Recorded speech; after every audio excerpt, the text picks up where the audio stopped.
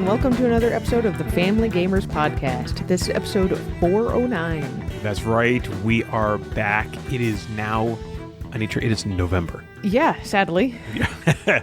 So the weather's getting colder. Things are starting to change. We are the Family Gamers. As always, I'm your host, Andrew, and I'm joined by my lovely, wonderful wife, Anitra. That's me. And this week, we are going to talk about, card games. We're going to talk about card games. I was going to try to lead into it in a clever way, but who cares? I mean, whatever. We're starting to think about things like stocking stuffers. We're working on the holiday gift guide, and card games seem to come up a lot. So I did some looking, and we haven't done a show just about card games. We've done small box games, but not card games.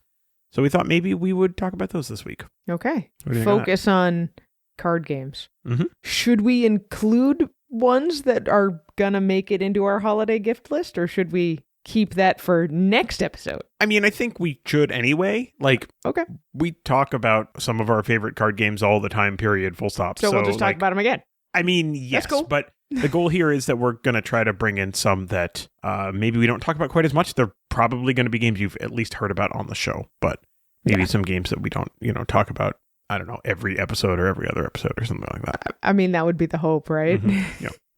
But I think what's going to be really interesting, because there are so many good card games, is what games we leave out and why. So all right. I'm sure we'll talk about all those things second half of the show. First half of the show, we've got a fact. Are you ready for a fact, Anitra? I'm ready. All right. The nice one about this is I gotta hand it to this manufacturer. They put this on their about page, and it's basically perfect. I'm literally reading directly from the manufacturer's website. Are you ready? Okay. We hear it all the time. Why is it called Formula 409? First, let's put the urban legends to rest. No, 409 is not the area code from where the formula was first concocted, or the number of bacon strips consumed by the inventor that day, although that does sound amazing. The Formula 409 name is actually a tribute to the tenacity of two young Detroit scientists that were bent on formulating the greatest grease-cutting, dirt-destroying, bacteria-cutting cleaner on the planet. Thing is, creating the ultimate cleaner doesn't just happen on the first try, and it didn't happen on the 101st or 301st try either. It wasn't until batch 409 that they were finally satisfied, and so the name stuck. Formula 409. True story. Okay, man. At least your fact was easy this week. Yeah. I mean, I think they're always interesting. It's just sometimes it's not. I don't know. The Guinness Book of World Records stuff is kind of ridiculous, not interesting, but I thought the whole Radio 408 thing was cool. Did you not? I do think they're cool. I was definitely never curious about where Formula 409 came from, and I'm still not that curious about it, and that's okay. Well, look, it was a nice, short, sweet fact. How about your short, sweet sponsor message? How do you maintain your budget during the holiday season? With gift giving, big family meals, decorations, increased travel, and other seasonal activities. The first step is to recognize that you need a budget. Focus first on the big spending areas like gift giving. Create a list of everyone you intend to buy a gift for and set a maximum that you'll spend on that gift. You can use the same list to track ideas with links to items, and then when you buy the gift, you can keep track of what was bought and where you hid the gift and how much you spent. After a few years, this becomes a habit and makes it easier to stay on budget. With your grocery budget, think about making at least part of your hosted meals potluck so that other guests help with the expense of the meal. The best tip, though, is to pay attention to how much your spending increases during the holidays this year. Then, starting in January, begin setting money aside for next year based on the spending that you already experienced. If you want to talk through other ideas to take some of the financial stress out of the holidays, set up a time to talk to First Move by going to firstmovefinancial.com/familygamers. You can do it today. Thanks so much to the team at First Move for sponsoring another episode of the Family Gamers Podcast. All right, Andrew, it's time to talk about what we've been playing. For once, you and I did not play any games separate from each other in the last 2 weeks. Yeah, I mean... Which means our list is rather short. It's not so much the for once about that, and more about the, oh my gosh, we played almost nothing. Sometimes that's how life is, man. Yep, I agree. I'll get us started. We finished playing My City. So we had 3 episodes left. We played them. We threw it out. It was fine. Yep, I don't regret playing it. We had a good time with it. Yeah. I was asked if I would share who ultimately won playing My City, and I said we were saving it for the podcast. And so, because I was asked, I will share. Who do you expect, Nick? I mean, really, who do you think won? I won, but I won by 1 point, basically. Okay, so if you know how this game is constructed, so it's chapters, and in each chapter there's 3 episodes. Am I using the right terminology here? I think so, yeah. Something like that. There's a big envelope, and there's 3 scenarios in that envelope that are very similar to each other, and then you go to the next big envelope. I put on the hard press in the last envelope. I caught up a lot. You did, and you caught up a ton, and I did not do well for 2 out of the 3 games in that last envelope. I did okay with one of them. And so it allowed you to catch almost all the way up, but my lead from earlier was just a little too big. Insurmountable! Technically I won, but I would say we both won because we're done with it. Because we played the game, we enjoyed it, and we're done with it. One less box on the shelf. I think this might be the first Legacy game that I've ever actually finished. Didn't we finish Pandemic Legacy Season 1? I was not involved, at least for like the second half of playing that. Okay. All right. Well, yeah. I think this is the first Legacy game I've truly finished. Okay. Well, congratulations. Woo. You finished the Legacy game. All right. Next on the list is Hi-Fi. Okay. So we played Hi-Fi at 4 players. I talked before about my feelings on Hi-Fi. Yeah. And I did not say them out loud to the people that we were playing with because I didn't want to color their impressions. Except they listened to the podcast, and so they were like, oh, yeah. Later on, they were like, I remember you saying that before. Yeah, but I don't feel any differently about the game. I guess it's a little bit more fun with more players. Yeah, I think what it comes down to is, this is going to sound a little weird, but hear me out. The target audience for Hi-Fi is a gamer who cares a lot about theme or like is really taken in by a well-done theme, but doesn't actually know very much about sound mixing or sound mastering. Sure. I buy that. I mean, look, it looks great on the table. I think the theming of it is, before you get to the game, like the box, and artistically, the graphic design is all phenomenal, right? It's a 10. It's a 10. Yeah. It's just when you get to, like, the knobs don't even knob, like, in this game, So the art is amazing, and the mechanics are really solid. But if you know about audio engineering in any real way, or care about it in any real way, it's gonna feel unsatisfying. Mm-hmm. If you know nothing about audio engineering, and you're just like, cool, it's vaguely rock music adjacent, then you'll probably enjoy it more than Andrew did, and possibly more than I did. I did not enjoy the game. Yes. That's not what I'm saying. I know that's not what you're saying. Hopefully the listeners do too. Like, literally any other theme, although, I don't know. I mean, you'd have to completely redo all of the art and all of the application and all those things, obviously, in order to apply a different theme to this. But, I don't think that it would be that hard. I don't know. Like there's nothing about the game that is so tied to the theme that mechanically it would have to change all that much. You know what I'm saying? Yeah, I guess so. Like I said, it's very solid mechanics, and I see how it holds together, but also it doesn't have much relationship to what the art is trying to tell you. And that's okay, but it means that for the two of us, it's not a super great fit. Yep, I think that's true. And it's fine, right? It's, not a bad game. So we're going to be releasing a review for that fairly soon.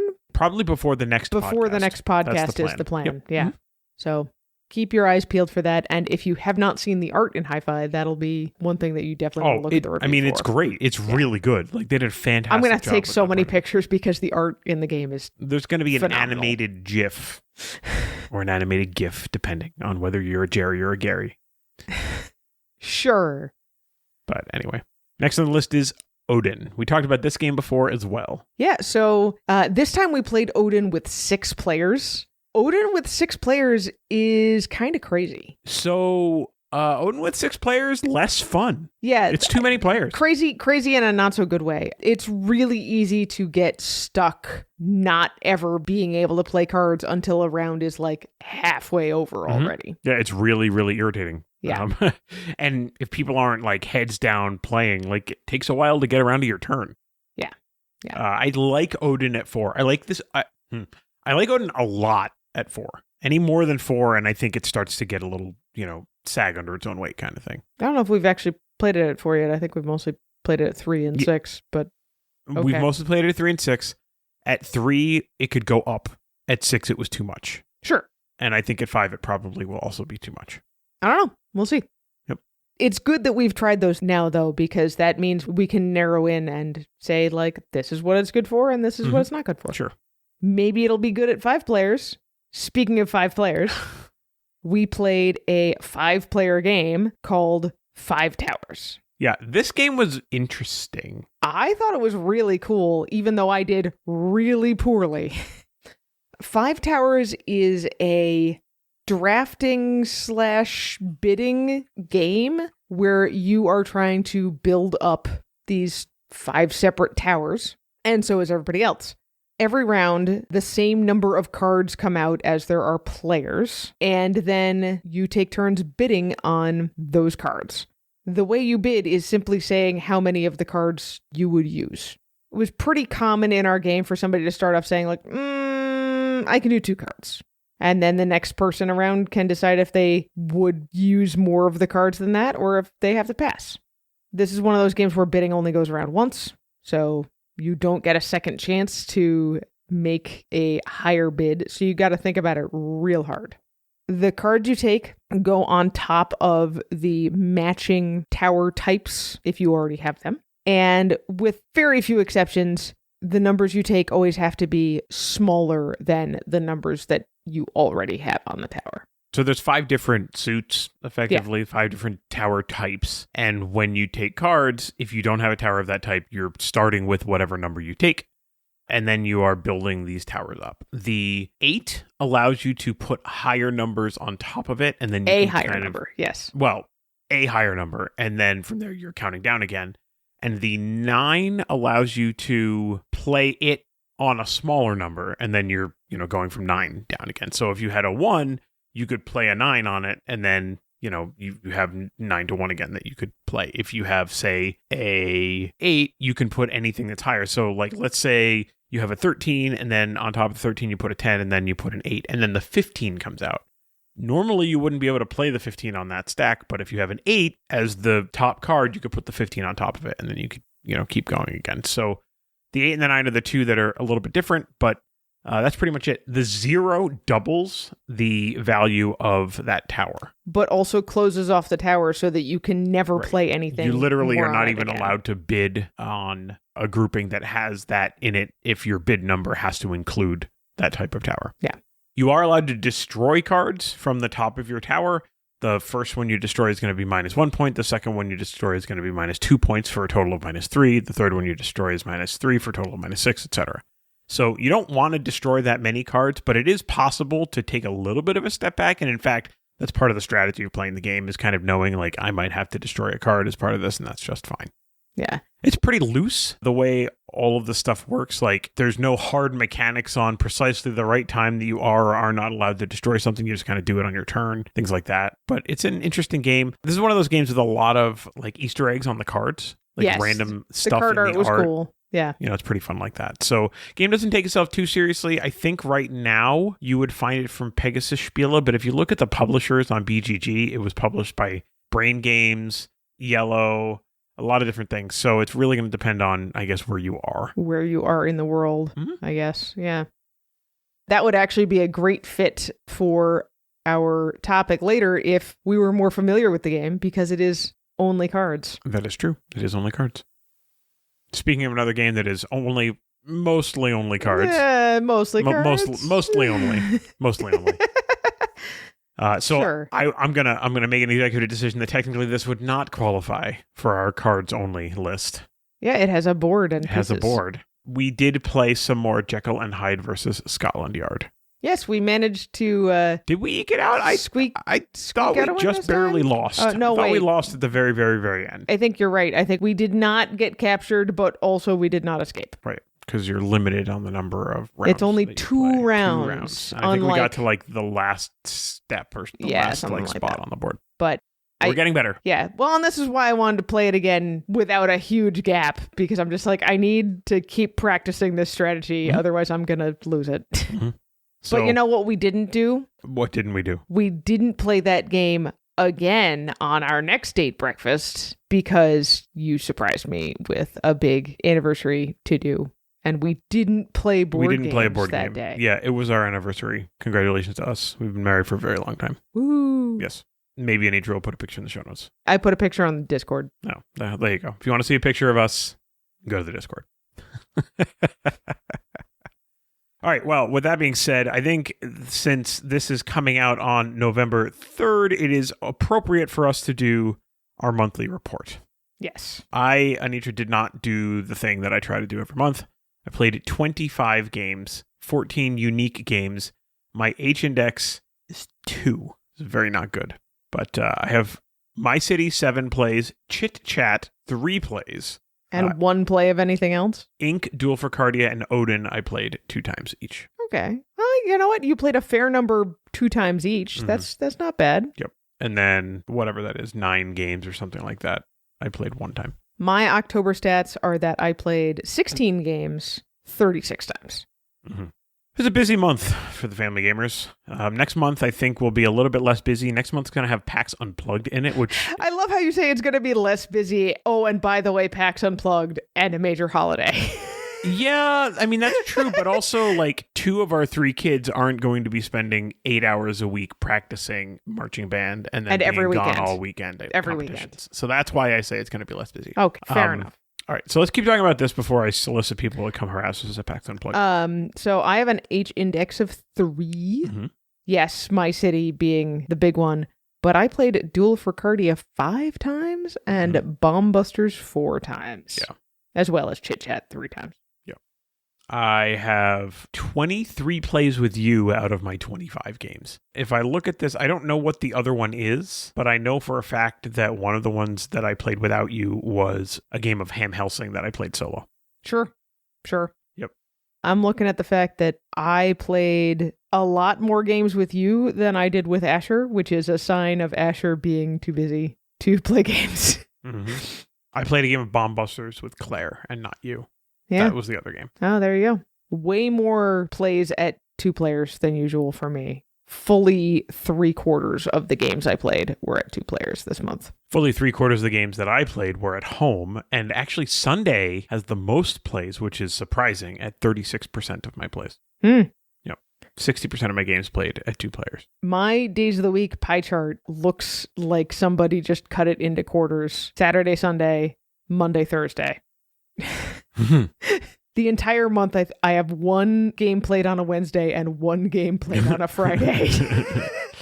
Well, I guess you know when the family gamers are playing board games. So definitely a month that looked pretty different than what we normally aim for. But we still played games. We still enjoyed ourselves when we were able to play games. We had a good time. Okay, I think at this point, it is the right time to go to the Family Gamers community and welcome our newest Family Gamers community members. That sounds good. All right. So I'm going to jump in. Are you ready? I'm ready. I'm going to say welcome to Michael. And welcome to Mike. Different people. Welcome to Emma. And Jenna. Welcome to Brian. And Anna. And Oren. Welcome to Starry. Welcome to Renee. Welcome to Liam. And welcome to John. John joined and immediately started asking questions, which is great. It was great. Yeah. Yep. We love that. So I gave you all a big old whale saying hello. Well, hello there. Well, he hello says. there. So head on over to the Family Gamers community, pop into the chat, and say hi to our newest community members. We're thankful that you have joined us, and we really appreciate it. All right. And with that, we will get into some back talk. Mm-hmm. Yeah, not a great back talk question this week, clearly, because we got no back talk on Facebook. I will endeavor to have a better question at the end of the show. Also, sometimes Facebook just doesn't show stuff to people. So, That's fine. We can blame Facebook. I'm totally A-okay with that. So our back talk for the last 2 weeks of October was, do you have any seasonal gaming traditions, ones that are related to a specific time of year? Of course, this was a little bit of a leading question, and I put a picture of Santa's Workshop on there. I'm actually looking forward to playing that game again, because that game is really good. Yeah. So on Discord, Peter Shot said, I think we have Animal Upon Animal Christmas. but no real gaming traditions for any particular time of year. These days, it's more we have time and table space and brain space. I am 100% with you, Peter. That is where we are as well. Jeremy says, my mother-in-law makes us play Racco every Christmas season. Ah, the classics. I have a copy of Racco sitting upstairs right now. And camping season, my wife and I play a lot of card form games. Well, have we got a show for you? Kristen says every Christmas Eve we run a D&D game. We rotate who DMs, so I got my first chance to DM a game 2 years ago. I did a Home Alone theme, and it was a blast. Okay, first of all, this sounds amazing. That does sound amazing. Like the whole thing, not just the Home Alone thing, but like all of it. Sure. Sounds incredible. You want to start doing that? I mean, we'd have to stop watching White Christmas. Would we, though? Not always Christmas Eve when we watch that. Just Okay. usually. All right. I mean, I'm open. I'm open to doing something like that. The Joyful Jedi responded to Jeremy and said, have you introduced her, mother-in-law, to 10 Days in the USA? It is a good Racco Plus game. I play both and introduced my mother-in-law to it after playing Racco with her, and she is a fan. They do have a pretty similar mechanic. Yeah, 10 Days in the USA is a prettier and more interesting game than Racco. I'm just going to follow this thread to its logical completion, which is, Adrian said there's also a new version called 10 Days in the National Parks. Joyful Jedi responded and said, that one looks good, but more advanced rules. The U.S. states are an easier introduction, in my opinion. I had to share my little factoid that the 10 Days games were created by Alan R. Moon, who's more famous for Ticket to Ride, and also highly recommending the current version of 10 Days in the USA done by the OP. We don't have that one. We have an older version, but the OP version is pretty and pretty great. You also mentioned that the older publishers had things like 10 Days in Europe, 10 Days in Africa, etc. Yeah, you can find those in thrift stores sometimes. Mm-hmm. Okay, back to seasonal games. Adrian said the seasonal tradition is to actually play games at Christmas time. I could get behind that too. I mean, that's what we just talked about. It's pretty much the only time my brother's family is able to visit and have time to play. I'm totally behind that. So thank you very much to everybody who weighed in. I'm still kind of jealous of the whole like D&D Christmas Eve thing. Like, I think that's super cool. You can make it happen, man. Oh, man. Yeah. It is up to us as the adults to make these things happen. Yeah, it sure is. All right, well, with that, I think it's time for us to take a quick break. When we come back, we're going to talk about some card games. What do you think? I think that sounds good. All right, we'll be right back.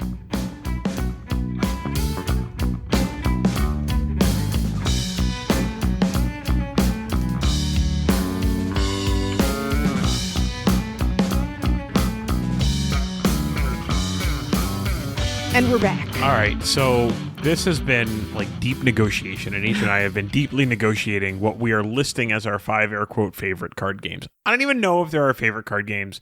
These are the 5 card games that we're listing for our top 5 card games for this episode. I honestly think we're going to talk about these 5 games, and then we're going to spend more time talking about the games that didn't make the list and why they didn't make the list. Possibly. Yeah. We're going to try not to spend more time on the ones that didn't make the cut, but we'll see. I mean, look, there's a reason why we put the 5 at the top that we did. Yes. And that's the point here. So let's get it started. The first game on the list is like, it's on the list as a trick taker. It's kind of a party-ish game. You can play this game at fairly high player counts. Yeah. And this is a game Skull King from Grandpa Beck's Games. Yeah, so this is if you like trick-taking games but wished they were wackier or could do more than 4 people, Skull King has got you covered. Yeah, so in Skull King, the pirates are always the trump suit, but if someone plays a higher pirate than you during the trick, then they're going to win unless there are other cards played like the actual Skull King or the White Whale or the Mermaid. Mermaids. I forget how all of them work right now. Yeah. So there's a whole bunch of extra cards in there that just do special things specifically to other certain cards, which I think is just a ton of fun. There's great moments in games of Skull King where everyone's like, what's he going to play? And then something gets thrown down. It's like, whoa! It's a huge, really, really genuinely fun game. I've never played a game of Skull King without big bombastic moments. Part of what keeps the tension up is that this is the kind of trick-taking game where you have to predict how many tricks you're going to win. Yep. And if you do not make your bid, if you go over or under, you're going to lose points. And so playing cards like the White Whale, which I think you automatically lose I mean, I don't even remember them all Whatever. right now. Like, this is a game that we don't play it enough to have everything memorized, which is honestly kind of a shame. But there are moments when everybody thinks that they're going to have their number, and then somebody plays something completely unexpected, and it just blows everything up. And just like destroys multiple people's plans, which is so great. It's a lot of fun. It is a game that you have to remember the stakes are not that high. It's okay if you lose. It's not mean, right? You're not really directing anything at a specific person most of the time. So there's not hurt feelings in that way, but there can be a little bit of frustration. Because everything has something else that beats it. Mm-hmm. So that's game number 1, Skull King, our chosen trick-taking game for the top 5. What if you want to play something that feels like a traditional card game? Or you're playing with people that are not really gamers, and you want to make sure that they feel some comfort with the game that they're playing, some familiarity with the game that they're playing. Then the answer is probably Flip 7. Yes. This is another game that can accommodate a large number of people. It says 3 to 18 players on BGG. I think if you go above 9, you're supposed to buy 2 copies and combine them. I think it's if you go above 12. Or whatever, but some crazy number. But the game supports it, which is the point. Some stupidly high number. Yes. Flip 7 feels a lot like Blackjack, except with a couple little twists and turns. And one of those twists is that you're trying to amass points. This is not just a get to 21 and stop. You are trying to get as many points as you can, even if you have to exit the round.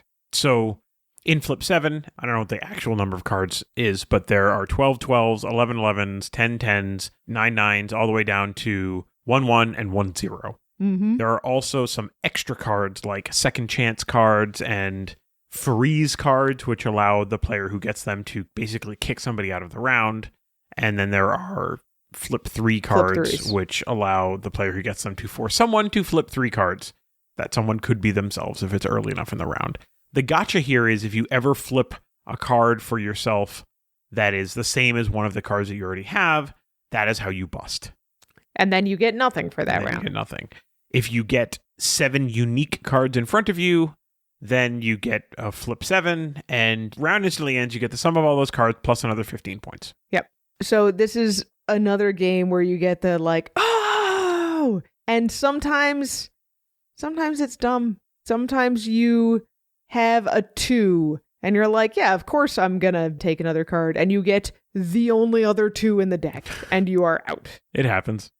These things happen. Yep. But also, even though it's a competitive game, when we play, anytime anyone gets close to a Flip 7, we're like, come on, do it. Yeah. Do it. You can do it. It's only one more card. Yep. And then they bust, and then they get fake mad. Yeah. So Flip 7 is fairly new, and it's honestly pretty simple. We've really, really enjoyed playing it. Yep. The next game on the list is our token party game. This is a game that's been out for a very long time, but we still love it. It is a great game to pull out. If you buy the party edition with, I think, 6 different decks, so there's lots of variation, and that game is the game Anomia. So Anomia is the party game of not remembering trivia answers. It's been a while since we've described this one on the podcast, so I'll give it a shot. In Anomia, there are, I believe it is 6 different symbols. Every card has one of the 6 symbols and a written out category of some kind. You go around the table, each player on their turn flips out one card from the deck on top of their pile if they have one, or just in front of them if they don't have a pile. If the symbol on the card they just flipped out matches the symbol on anyone else's card anywhere around the table, those 2 players are now in a battle. Each player tries to come up with something that fits the category on their opponent's card. If they can shout something out first, they win that battle. They take their opponent's card. Sometimes this then reveals a match between the new revealed card and someone else around the table, and now those 2 players are in a battle. Anomia is great because, yes, it's sort of a trivia game, but it's the kind of trivia where it really is just about shouting out something in the category. It keeps everybody engaged every turn, and those cascades of revealing multiple things are just really fun. Even if you're an observer, you're looking at it, you're like, oh, pay attention. So we have really, really enjoyed Anomia. As Andrew said, the party game, big box, has 6 decks, but there is a small box with 2. There is also a pop culture version that has 3 of its own decks. There's Anomia Kids, which instead of categories on it has basically black and white pictures. The system itself is great. And no matter what other kinds of categories the designer attaches to it, the system of Anomia works really well as a party game with people who can read well. Mm-hmm. There's also a slight variant to Anomia called Duple, which is the same symbol, literally the same exact symbols, but the cards have letters on them, and you have to just say a word that starts with that letter. Or there's a wild that's like all play. You have to include whatever. Everybody's letters around the table. It's basically like open season. Somebody has to say a word that contains the letters of everybody's card at the table. So these games in general are super duper fun. They're a little bit thought provoking. Sometimes, like the pop culture one, cell phones are encouraged. Normally we wouldn't, but we found that with the pop culture one, we said, you know what? If using your phone means that you can find an answer, go ahead and use your phone. Most of the time that was not needed because one person in the battle would have some idea of something on their opponent's card. But like, if you flipped something over and I matched with you and your thing was Sabrina Carpenter song, I'd be like, I don't know. I have no idea. I'm not cool. So yeah. So that's our party game, Anomia. All right. And then we cut 2 more games out of our giant list that we thought deserved to be in the top 5. My choice for that was Circus Fliccati. From the first time that I have played this one, I am amazed at how quick it is to pick up Circus Fliccati and just start playing. There's no setup. The teach is maybe a minute. It's more about the scoring than about how to play, because the how to play is flip cards out from the deck until you decide to stop and take one. If you ever flip out a card of a suit that's already represented in your like little row of choices, then you bust and the card you just flipped gets discarded. You get nothing this turn. That's how you actually play the game. What makes Circus Fliccati stay interesting is the scoring of there are 10 different decks, and in true Reiner Knizia fashion, you want to get higher cards in the decks, but having anything is still better than having nothing in all of the suits, and there are bonuses for doing a couple of things. I think something actually that all of these games have in common is, even for card games, there's so little setup. Once you know how to play, you're pulling out the game, and in less than 30 seconds, you are playing the game. It's one of the things that makes card games great, and Circus Fliccati fits really well into that kind of game, that kind of feel. All right, and the last game, shocking absolutely nobody, is the game Trio. Man, we love this game. We do love this game. I think we need to buy a new copy. By the way, Trio almost didn't make the list. It was a hard fight, but it deserves it. I mean, it's slightly more. It's like a 1A and a 1B. Yeah. Okay, I'm going to say it like this. It's a 1A and a 1B between Trio and Kabanga. All right, that was the other game, and we'll talk about Kabanga in a minute. But let's talk about Trio. Trio offers a memory component. The one reason why I was like, maybe we don't put Trio on this list is because one of the big things that we're trying to talk about here is games that we love that are really easy to get to the table and teach, and people always mess up the high-low rule on their own cards. And you always have to stop someone. Every single time. And it's just a little bit of a buzzkill when it's like, you can't do what you thought you could do. I'm sorry. Right? Just in that moment. Yeah. And people get over it, and then you play the game, and it's great, and it's fun, and everybody loves it. But there is that moment, right? And Kabanga doesn't quite have that. Yeah. So, Trio, fantastic game. I agree with you. I think we do need to buy another copy. Our copy's getting pretty beat up, and I think we'll even sleeve it just for longevity. Trio has this combination of memory and deduction that I won't say I've never seen it before, but I've only seen it in games that are more complex. Yes, that is exactly the words that were in my brain when you were saying that. This combination is one of the things that makes it a great family game because kids are generally better at the memory part and adults are generally better at the deduction part. And so it really evens the playing field in a way that I don't usually see with games that have a memory component. Right. Excellent game. All right, let's talk about Kabanga. So so now we're into the runners-up. And by the way, at the end of this, we'll come back around and we'll give you the list of 5 games. Also, one thing that kind of needs to be said, you could buy all 5 of these games, Skull King, Flip 7, Anomia, Circus Fliccati, and Trio, all of them for like $75. I think Anomia as the party edition is going to be the most expensive at like maybe $40. Yeah. Any of the rest of these are under 20. Anomia is going to be a little bit more expensive unless you buy the smaller edition, the which small is going to box, be which is going to be 15 like to 20. So, I mean, you could get a lot of great games for under $100, and that's really fantastic. All right, back to Kabanga. So the reason why Kabanga is not on this list is very, very unfortunately, Amigo is ceasing operations in the United States. Amigo US. So they are going to be, it sounds like they're going to be licensing through other publishers. There was already some difficulty in getting Kabanga available, and this is just going to make that even harder. So I love Kabanga because it is supremely obvious how this game works. The yelling Kabanga at people is super fun. It's so great. The Boy Meets World jokes will never end. Topanga. Anyway, It's great. It's so good. This is a game that I would feel comfortable playing with just about anybody. It's super fun. Kabanga is fantastic. All you really need for Kabanga, skill-wise, is you need number sense. You need to assess the gaps between numbers and figure out if other numbers in your hand fit in between. That also means that you do have to constantly pay attention in this game, but we see both of those things as a good thing. All right, another one that just barely didn't make the cut is Similo. We used to talk about Similo all the time. Yes. We have cut back a little bit lately.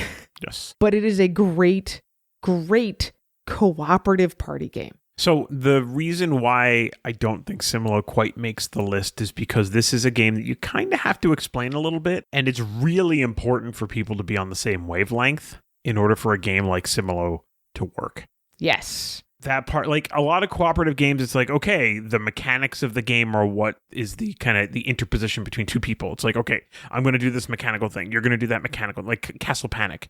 It's like, okay, well, it's a red archer. That's what it is, right? Or it's a green knight, or it's a blue swordsman, or whatever. In Similo, there's a lot in between the lines. There's a lot of, I hope you're thinking the way that I'm thinking when I give you this clue. Yeah, we have definitely had some games of Similo that just fell flat because the person giving clues was not on the same wavelength as the people guessing. This is why I always recommend to people when they're playing Similo, even if you're only playing a 2-player game with one clue giver and one guesser, that the guesser or guessers should discuss their reasoning out loud for why they are picking certain cards and not other ones, because that gives the clue giver information to help them give better clues. I totally agree with that. Similo, really fun, not quite as dynamic of a game, I think, as a lot of the other stuff, especially the 5 that we put on our list. And there is a little bit more to the subtext of the game, I think, than kind of what we're going for with our list of 5. So yeah, I think that's fair. So we love Similo. It wouldn't be on the initial list that was then trimmed down if we didn't like it. Yeah.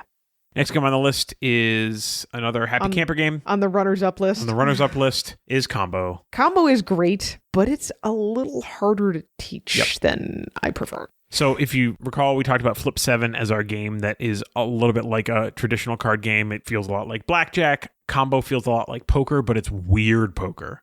Yeah, it's semi-cooperative poker. Yep. You and everyone else around the table are trying to make the best poker hand that you can, but you personally are really only interested in that insofar as it helps you score cards. So if you're not able to contribute to the best poker hand, you're not going to score anything. It's a little bit weird to explain how the points work. If there's any duplicate cards, the points are worth half and, things like that. So again, there's a little bit more to the teach on Combo, especially in relation to Flip 7. Yeah.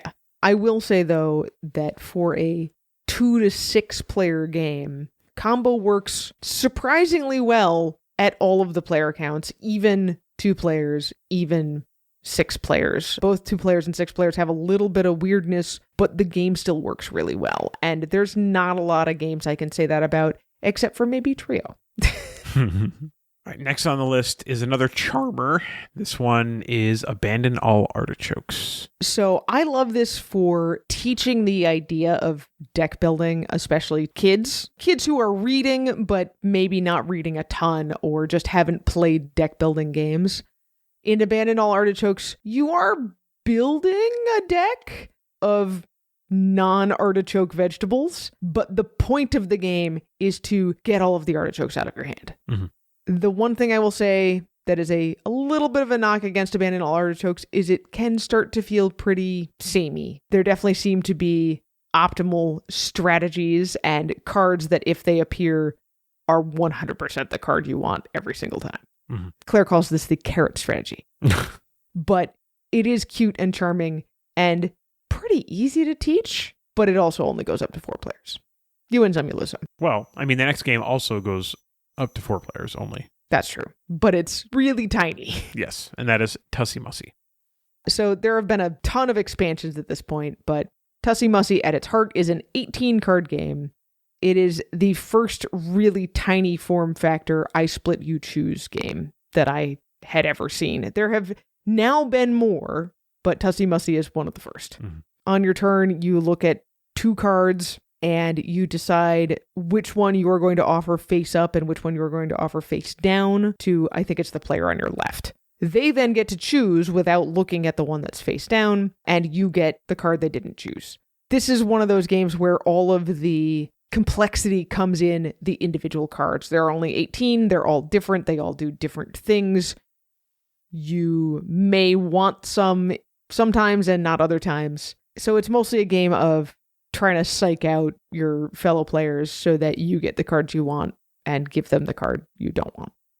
I also just love the theming of this game. It's so lovely. It's elegant. It's elegant. There are other games about flowers, mm-hmm. and games about flowers are nice, mm-hmm. but Tussie Mussy is specifically the language of flowers from Victorian era, mm-hmm. and the illustrations back that up. Very watercolor in a book of illustrated flowers sort of things. It has that Victorian feel to it, and each type of flower has the meaning at the bottom of the card. Right. And I love being like, friendship forever, mm-hmm. or whatever. I like the passive-aggressive flowers. Those are my favorites. Yes.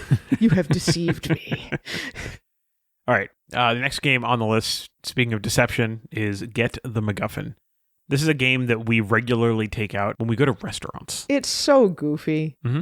Fully half of the cards in Get the MacGuffin basically do nothing. Yep. So it is a game about being silly. All of those cards just do a silly thing. But this is a game about being the last one standing, the last one to still have cards to play in your hand. You have to play something every turn. It's as simple as that. The reason why Get the MacGuffin didn't quite make the list is, first of all, not everybody loves silly things. Secondly, the cards that aren't silly can be a little bit confusing. The idea of how the MacGuffin works with the pick up and put down stuff is a little bit weird. Yeah. So it's fun, and we like it. Obviously, we play it a lot when we go out as a family, but it didn't quite make the list because it wasn't quite as approachable as we were going for. Yeah. Unlike our last game, which is supremely approachable, and that is Sushi Go. So if you aren't aware of Sushi Go, you have been living under a rock for the past decade. Right. But Sushi Go is the original pick and pass game. It is not the first game to do blind drafting from a hand of cards, but it's probably the first one to really simplify it down to very basic set collection. The nice thing about Sushi Go is that literally anybody can play this game. Like, you could have a 2 or 3-year-old that merely understands, I just take a card and I pass the hand. They might not score well, but they can be part of the action in that way. They become an agent of chaos. Yes, I think if you're trying to play a card game with very young children, that Go Nuts for Donuts might be a better choice for being able to include them. But yes, with Sushi Go, if you can teach a kid, okay, you look at the hand of cards, you pick one, you don't show anybody until we all show people, and then you pass all of the rest of the cards. Yep. And then they are off to the races, and they can go for all of the maki or try to grab all of the desserts or whatever. Yes. Whatever their crazy whatever they feel like getting. 2-year-old strategy is. But it's commoditized at this point. You can buy this game in a tuck box. $5. Exactly. Nice and inexpensive. So that is Sushi Go as well. All right. So those are the games that we've talked about are not quite top 5 is Kabanga, Similo, Combo, Abandoned Artichokes, Tussie Mussie, Get the MacGuffin, and Sushi Go. But the title of the show is our 5 favorite card games or our top 5 card games. So Anitra, what are the Family Gamers November 2025 top 5 card games? Our top 5 card games are Skull King for a trick-taking game, Flip 7 for a game that feels like a traditional card game, Anomia for a party game, Circus Fliccati for a game that's going to be easy to teach and you're up and running in 30 seconds, and Trio, because honestly, we just love Trio. Trio for Trio. Its name is Trio, and we'll play it all day long. All right. So hopefully you like that list. If not, please, feel free to reach out via all of the ways that you can get a hold of us. We'll talk about those in a minute to tell us what games you think should be part of your top 5 favorite card games. Let's see, a couple other things that I want to just kind of mention. We talked about recipes last time. We talked about the amazing butter chicken macaroni and cheese. It has, by the way, been 2 weeks since you've made it. So I think it's like, maybe about time to make the butter chicken macaroni and cheese again. Just saying. Sure. Some folks did, in fact, ask for the recipe. Yes, I gave the recipe to a couple of people. Yeah, so people wanted that recipe, but I don't think we got that much feedback about, like, is this segment like a segment of interest to include on the podcast? So I do want to ask that question again. Would you like to hear about more family recipes? And maybe we'll describe a little bit more. We kind of ran out of time last time, so we left you hanging with the butter chicken. So what's going to happen is Anitra's going to make something amazing and be like, bro, you guys got to know about this thing that Anitra made. And then she can talk about it. But that's probably how it's going to go. But only if this is something that people want to hear about. Yes. So let us know. And depending on what we hear over the next couple of weeks, we'll determine whether I start talking about some recipes in November. Mm-hmm. The other thing I asked about last time was whether or not y'all would like a BGG guild for the family gamers. So we were talking a lot about the weights of games as determined by BGG. And, it got me thinking about some of the other board game podcasts that I listen to that have board game geek guilds. Yeah. And I didn't know if that would be something that people would want. I heard from literally one person. If you are trying to limit your social media use, that's a good reason to want a BGG guild. Yep. So I'm just trying to make sure that we offer the options for our listeners that support what they want. And I'd be happy to put our stuff in yet another place. I mean, we're already on BGG. We already put all of our reviews on BGG, but just the whole guild concept would be a little bit different. So let us know if that is something you're interested in as well. And speaking of things that people are interested in, it's time for some back talk. Okay. Yeah. So, lots of stuff here. So I'll ask the back talk question, and then I'll go back through all the things that we're asking you to tell us about. Here's the back talk question. I want you to get into your mind palace for this one, because this is a little bit of a weird question, so it wouldn't make the top 5 questions, perhaps. But it is something that I very specifically want to understand. Here's the question. What is the perfect kind of game to get from your family for a holiday gift? Is it a solo game so you can spend time with yourself? Like, yes, it's a game, but really you get to have some time by yourself. Or is it a party game so your whole family can play? Does your family like heavy games so your family gets something heavier for everybody to play? Or is the right gift a gift that anyone can play, which is kind of what our focus was this week? Is theme something that you think is important for a gift? So I realize that this question can kind of just be like, what's your favorite game or game type? But I want to think about it in the spirit of the holiday season.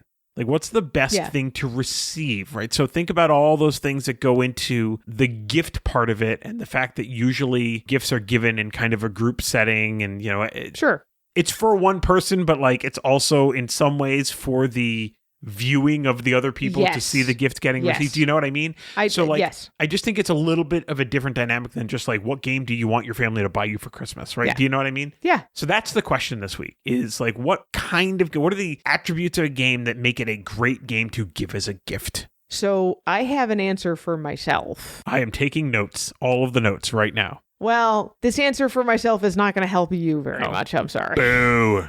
I am not taking notes. But it depends a little bit on the nature of the giver. the best game for me to receive is one that the person giving it to me wants to play with me. So love language, quality time. Check. I mean, yeah, but that is to say, like, any game from you would probably be a good gift because I know you're going to play it with me. But a game from my mom back in the day or from Asher or whatever, it's not just giving me a game. It's giving me a game and saying, I want to play this game with you. I want to spend time with you playing this game. Mm-hmm. That means that even if the game itself is not my favorite, makes it more meaningful. Sure. And a better gift. That's a good answer. Thank you. Even though it is not helpful for your Christmas shopping at all. That's fine. I'm fine with that. Mine is solo game. Everybody get away from me. No, not really. I mean, maybe from you, giving me a solo game is the right... Yeah, look, I think so my answer to this question is really about fitting it into like the normal dynamics of someone's life. What do I mean when I say that?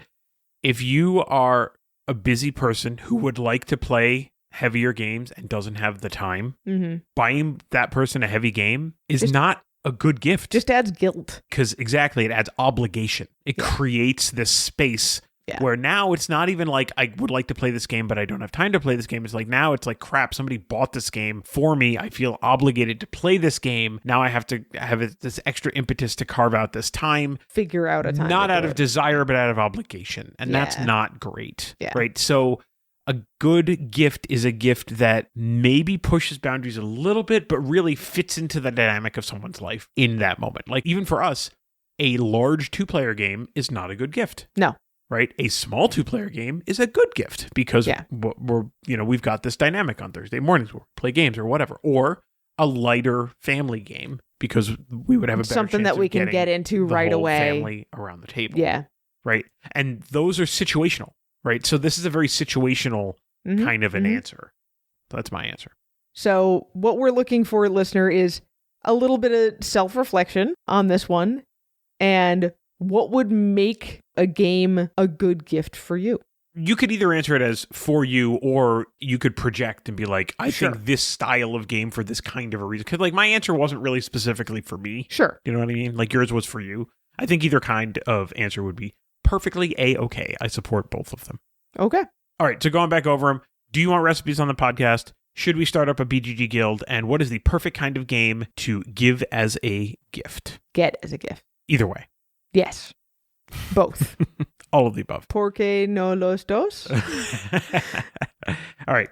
You can tell us about the Backtalk question either on the Backtalk channel on Discord or in our Facebook community at thefamilygamers.com/community, or just by searching the Family Gamers community on Facebook and joining it. But really, everybody here should be in it already. I mean, unless you don't like Facebook or Discord. Well, there's lots of ways you can get a hold of us. You can find us on Facebook, on X, on Instagram, on TikTok, Blue Sky, Threads, and YouTube at Family Gamers AA for Andrew and Anitra. You can also email us, Anitra@thefamilygamers.com. Andrew at thefamilygamers.com. Or there's a form somewhere on our website that says contact somewhere. I get emails from it all the time, but I don't know where it is on the literally website. In the top bar, you click the button that says contact fine. us. I don't pay attention anymore. We've had this website for 10 years. It's fine. We really do love hearing from you. So please take 5 minutes and tell us what you think about any of the questions that we asked today.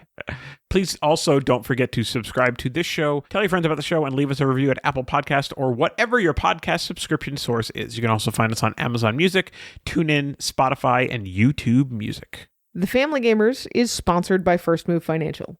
Go to firstmovefinancial.com/familygamers and learn how the team at First Move Financial can help you pile up the victory points. Thanks again to the team at First Move for sponsoring the show. All right, so next podcast is going to be all about our holiday gift guide. Yep. And then the one after that is going to be all about PAX Unplugged. And then we're going to be into December, so... Yep. I think we're going to try to get Steven Dutzman on for some video game convo on the gift guide. That's the plan, That is the plan. I actually already talked to him. So excellent. We do it every year. We're definitely going to try to do that. But you know what? We had not a great game playing October, so we're going to get right on those games before the next show. So until then, everybody, play games with your kids.